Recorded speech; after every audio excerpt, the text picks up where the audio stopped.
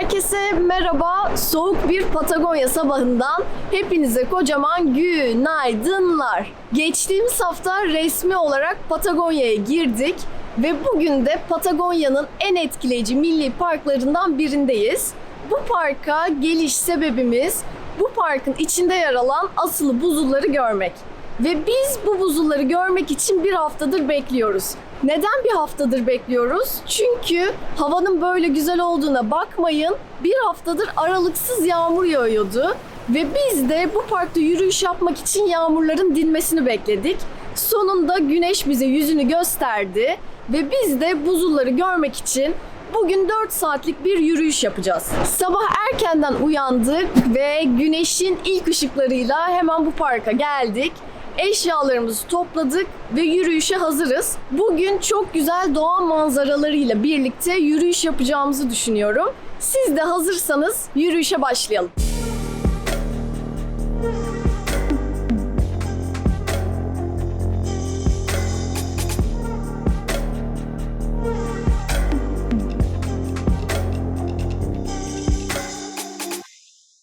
Bu park 1983 yılında açılmış ve birkaç sene öncesine kadar da bu parka hiçbir şekilde insan erişimi yokmuş. Bu yüzden de açıkçası bu park henüz yeni keşfedilen parklardan biri. Bu parkın diğer bir özelliği de bu parkın hiçbir şekilde yaprak dökmüyor oluşuymuş.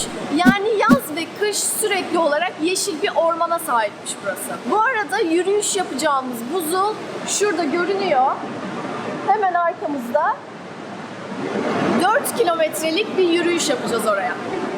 There's light in the darkness. You just gotta give your eyes a chance to adapt. Feels like you've lost it. Just give your heart a chance to react.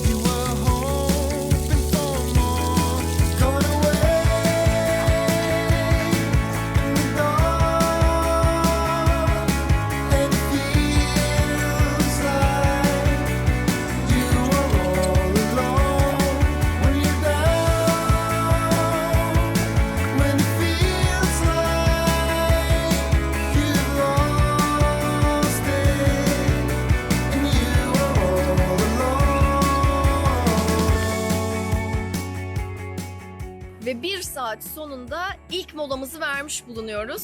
Her yerimiz çamura bulandı. Size videonun başında yağmurlardan bahsetmiştim. Açıkçası Patagonya'ya girişimiz çok fazla yağmurlu oldu. Çünkü burada bir haftadır aralıksız yağmur yağıyor.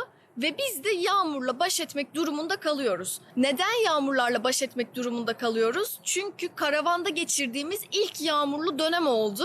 Geçtiğimiz hafta yayınladığımız videoyu izlediyseniz Patagonya'daki ilk duraklarımızdan biri Chaiten kasabası olmuştu. Ve Chaiten kasabasında açıkçası çok güzel bir çekim yapmayı planlıyorduk. Ama işler istediğimiz gibi gitmedi. 2 Mayıs 2008 gecesine kadar da hiç kimse burada tehlikeli bir volkanın patlamakta olduğunu tahmin edememiş. Hava koşulları çok sert. Biraz bizi zorluyor.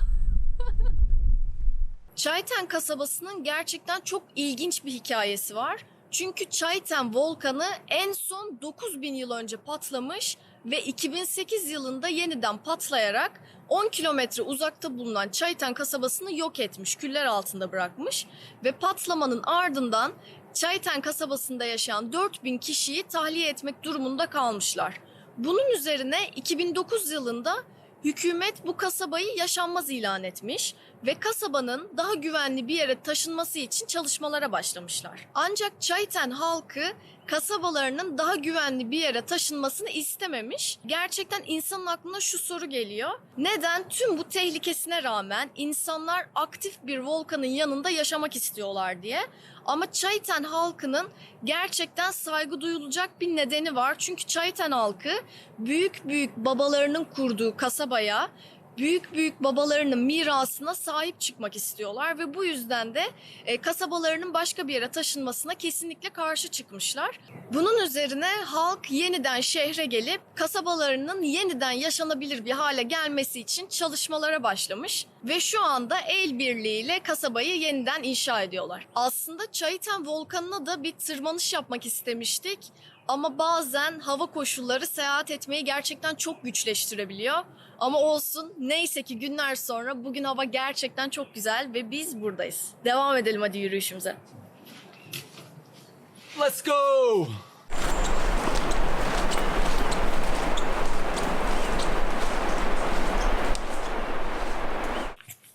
Aslında yürüyüş parkuru çok zorlu değil.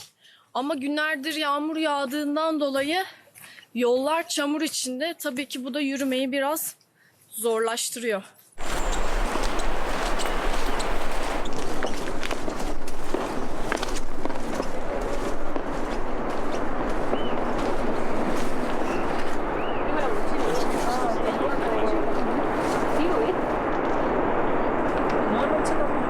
Saatlik çamurlu parkurdaki yürüyüşümüzün ardından nihayet buzul manzarasına kavuştuk. Asılı buzullar hemen arkamızda duruyor ve güzelliğiyle doğa beni her geçen gün biraz daha şaşırtıyor. Yine inanılmaz güzel, nefes kesici bir manzara var burada. Bu manzaraya ulaşmak için 2 tane yol bulunuyor. Bir tanesi bizim tercih ettiğimiz yürüyüş parkurunu takip ederek şu anda üzerinde bulunduğumuz seyir terasına gelmek. Bir diğeri de aşağıdaki gölde kayıkla bir gezintiye çıkmak. Açıkçası biz daha yakından görebileceğimizi düşündüğümüz için yürüyüş parkuruyla buraya gelmeyi tercih ettik. Arkamdaki buzullara da Hanging Glacier deniyor. Yani asılı buzullar. Bunlara asılı buzul denmesinin sebebi iki kayanın arasından buzulların aşağıya sarkıyor oluşu. Bazen arkamızdaki asılı olan buzullardan büyük buz kütleleri çok büyük bir gürültüyle aşağı düşüyor. Eriyen buzlar hemen buzulların yanında bir şelale oluşturmuş.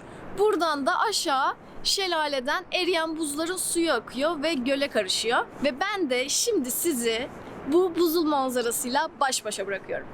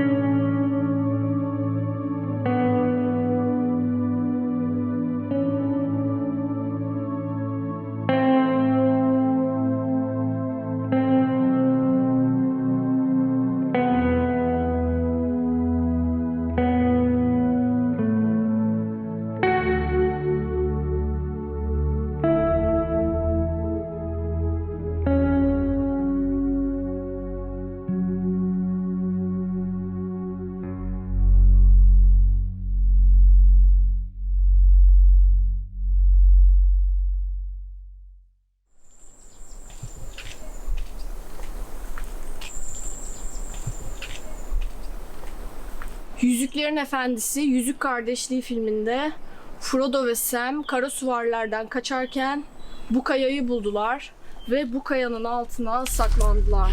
Frodo burada, Sam de yanındaydı. Kara süvariler kara atlarıyla geldi ve hemen kayanın üstünde durdular. Frodo ve Sam'i arıyorlardı. Ardından Frodo tam o anda yüzüğü çıkardı cebinden ve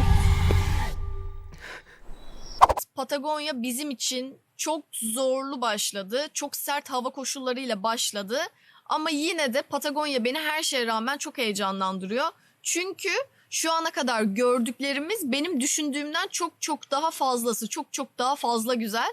O yüzden Patagonya gerçekten beni çok heyecanlandırıyor. Bakalım önümüzdeki yolculuklarda daha nasıl güzelliklerle karşılaşacağız. Umarım sizin de keyif aldığınız bir video olmuştur. Bugünlük de bizden bu kadar. Önümüzdeki videoda yeniden görüşünceye kadar kendinize iyi bakın ve hoşça kalın. Bye bye. Your desire